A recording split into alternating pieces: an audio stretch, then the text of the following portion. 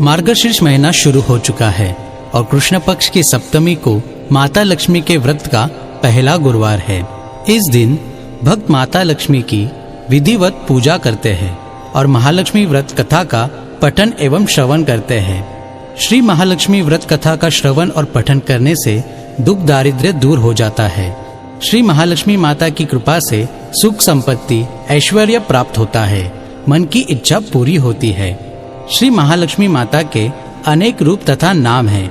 भूतल में वे छाया, शक्ति, तृष्णा, शांति, जाति, लज्जा, श्रद्धा, कांति, रिद्धि, स्मृति, दया, तुष्टि, माता, अधिष्ठात्री एवं लक्ष्मी के रूप में स्थित है। कैलाश पर्वत पर पार्वती, क्षीरसागर में सिंधु कन्या, स्वर्गलोक में महालक्ष्मी, भूलोक में लक्ष्मी, ब्रह्मलोक में सावित्री, ग्वालों में राधिका, वृंदावन में रासेश्वरी, चंदन वन में चंद्रा, चंपक वन में गिरजा, पद्म वन में पद्मा, मालती वन में मालती, कुंदन वन में कुंददंती, केतकी वन में सुशीला, कदम्ब वन में कदम्बमाला, राजप्रसाद में राजलक्ष्मी और घर घर में गृहलक्ष्मी इन विभिन्न नामों से पहचानी जाती है। इस तरह महालक्ष्मी की व्रत कथा का हम आरंभ करते हैं। भारतवर्ष के सौराष्ट्र देश में द्वापर युग की यह कहानी है। सौराष्ट्र में उस समय भद्रश्रवा नाम के राजा थे। वे बड़े पराक्रमी राजा थे। 4 वेद, 6 शास्त्र, 18 पुराणों का उन्हें ज्ञान था। उनकी रानी का नाम सूरज चंद्रिका था। रानी दिखने में सुंदर, सुलक्षणा तथा पवित्रता थी। उन दोनों को 7 पुत्र तथा उसके बाद एक कन्या का वरदान मिला था। कन्या का नाम श्यामबाला था। एक बार महालक्ष्मी जी के मन में आया कि वह जाकर उस राजा के राजप्रसाद में रहे। इससे राजा को दुगनी धन दौलत की प्राप्ति होगी और वह इस धन दौलत से अपनी प्रजा को और सुख दे पाएगा। गरीब के घर अगर रहे और उसे धन दौलत प्राप्त हो तो वह स्वार्थी की तरह केवल अपने ऊपर ही खर्च करेगा। यह सोचकर श्री महालक्ष्मी जी ने बूढ़ी ब्राह्मण स्त्री का रूप धारण किया।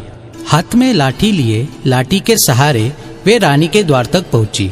यद्यपि उन्होंने बूढ़ी औरत का रूप धारण किया था, पर उनके चेहरे पर देवी का तेज था।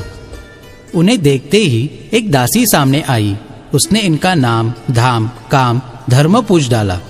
रिद्ध ब्राह्मण का रूप धारित माता लक्ष्मी ने कहा, बालिके, मेरा नाम कमला है। मेरे पति का नाम भुवनेश है। हम द्वारिका में रहते हैं। तुम्हारी रानी पिछले जन्म में एक वैश्य की पत्नी थी। वह वैश्य गरीब था। दारिद्र्य के कारण हर रोज घर में झगड़े होते थे तथा उसका पति रोज उसे मारता था।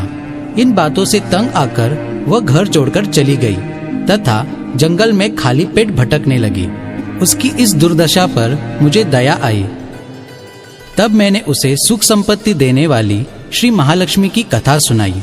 मेरे कहने पर उसने श्री महालक्ष्मी का व्रत किया। श्री महालक्ष्मी प्रसन्न हुई। उसकी गरीबी दूर हुई। उसका घर संसार दौलत, संतति, संपत्ति से भर गया। बाद में पति पत्नी दोनों परलोक सिधारे। लक्ष्मी व्रत करने के कारण वे लक्ष्मी लोक में रहे। उन्होंने जितने साल महालक्ष्मी का व्रत किया उतने हजारों साल उन्हें सुख भोग मिला।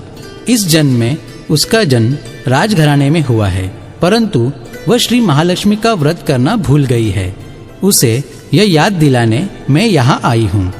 बुढ़िया की बातें सुनकर दासी ने उन्हें प्रणाम किया तथा श्री महालक्ष्मी का व्रत किस तरह किया जाए इस बारे में पूछा। बुढ़िया रूप धारण किए हुए श्री महालक्ष्मी माता ने दासी को पूजा की विधि तथा महिमा बताई। इसके बाद वह दासी माता को प्रणाम कर रानी को बताने अंदर चली गई। राजवैभव में रहते हुए रानी को अपने ऐश्वर्य का बहुत घमंड हुआ। संपत्ति तथा अधिकार के वजह से वह उन्मत्त हो गई थी। दासी द्वारा बताई गई बुढ़िया की बातें सुनकर वह आग बबूला होकर राजद्वार पर आकर बुढ़िया रूपी श्री महालक्ष्मी पर बरस पड़ी। रानी का यह स्वभाव तथा अपना अनादर देखकर माता ने वहां ठहरना ठीक न समझा। वे वहां से चल पड़ी। मार्ग में उन्हें राजकुमारी श्यामबाला मिली। उन्होंने श्यामबाला को सारी बात बताई। श्यामबाला ने अपनी ओर से श्री महालक्ष्मी माता से क्षमा मांगी। माता को उस पर दया आई। उन्होंने श्यामबाला को महालक्ष्मी व्रत के बारे में बताया। उस दिन मार्गशीर्ष माह का पहला गुरुवार था। श्यामबाला ने परम श्रद्धा से श्री महालक्ष्मी का व्रत रखा। फलस्वरूप राजा सिद्धेश्वर के सुपुत्र मालाधर से उसका विवाह हुआ। वह धन दौलत ऐश्वर्य वैभव से मालामाल हो गई। पति के साथ ससुराल में आनंद से दिन बिताने लगी। इधर श्री महालक्ष्मी का रानी पर प्रकोप हुआ। फलस्वरूप राजा भद्रश्रवा का राज्य नष्ट हो गया। यहाँ तक कि खाने के लाले पड़ गए। ऐसी हालत में एक दिन रानी ने राजा से निवेदन किया, हमारा दामाद इतना बड़ा राजा है, धनवान है, ऐश्वर्यशाली है, क्यों ना उसके पास जाए, अपना हाल उसे बताए, वह जरूर हमारी मदद करेगा। इस बात पर राजा भद्रश्रवा दामाद के पास रवाना हुए। राज्य में पहुंचकर एक तालाब के किनारे थोड़ी देर विश्राम लेने के लिए ठहरे। तालाब से पानी लेने आते जाते दासियों ने उन्हें देखा। उन्होंने विनम्रता से उनकी पूछताछ की। जब उन्हें यह पता चला कि वे रानी श्यामबाला के पिता है, तो दौड़ते हुए जाकर उन्होंने रानी को सारी बात बताई। रानी ने दासी के हाथ राज परिधान भेजकर बड़े ठाट से उनका स्वागत तथा आदर सत्कार किया, खान पान करवाया। जब वे लौटने लगे तो सोने की मोहरों से भरा घड़ा दिया। राजा भद्रश्रवा जब वापस लौटे तो उन्हें देखकर रानी सूरतचंद्रिका खुश हुई।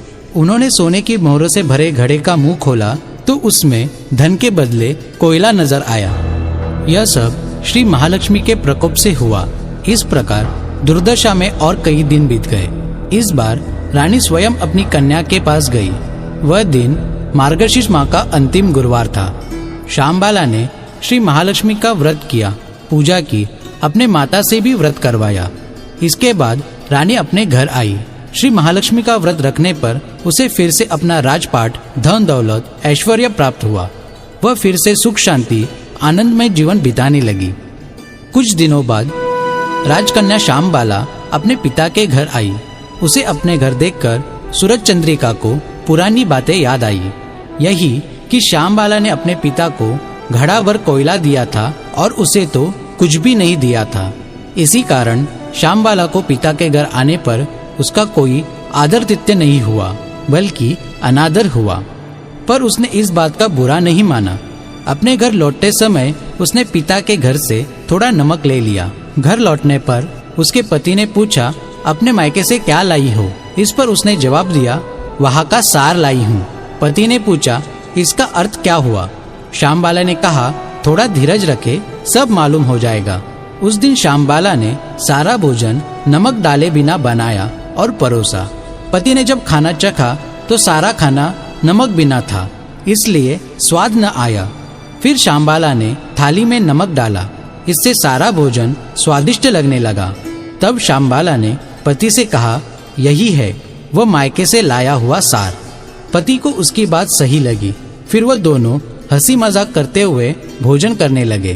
कहा गया है कि इस तरह जो कोई श्रद्धा भाव से श्री महालक्ष्मी की पूजा करेगा, उसे मनोवांछित फल की प्राप्ति होगी तथा सुख संपत्ति, शांति, यह सारी मनोकामनाएं भी पूरी होंगी।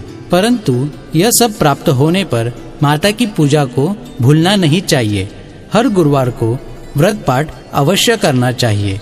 इस तरह श्री महालक्ष्मी की महिमा भक्तों की मनोकामना पूरी करती है। ऐसी और